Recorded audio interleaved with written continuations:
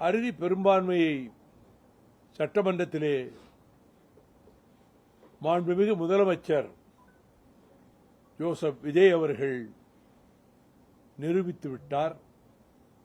ஆகவே ஆளுநர் விதித்த 3 நாள் கெடுவிற்குள் சட்டமன்ற அவையிலேயே, அதுதான் பெரும்பான்மையை தீர்மானிக்கிற இடம் ஆளுநர் மாளிகை அல்ல, சட்டமன்றம்தான். அந்த சட்டமன்றத்தில் பெரும்பான்மையை நிரூபித்திருக்கிறார்.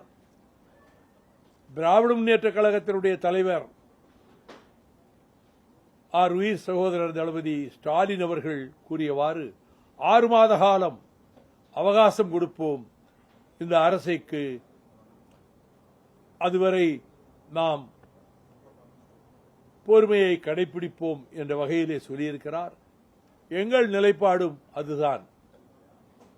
அவர் ஆட்சிக்கு வந்திருக்கிறார்.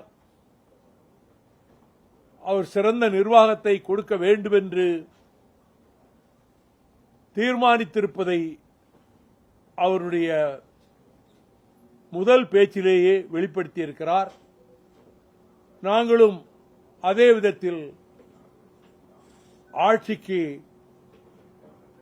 எப்படி திமுக கூறுகிறதோ அதை போல 6 மாத காலம் அமைதியையும் பொறுமையும் கடைபிடிப்பதென்றும், இந்த அரசு எடுக்கின்ற முயற்சிகள் நல்ல முயற்சிகள், நல்ல திட்டங்கள் வெற்றி பெற வேண்டும் என்றும் மறுமலர்ச்சி திராவிட முன்னேற்ற கழகத்தின் சார்பில் நான் எங்கள் விருப்பத்தை, வாழ்த்துக்களை இன்றைய முதலமைச்சர் அவர்களுக்கு தெரிவித்துக் கொள்கிறேன்.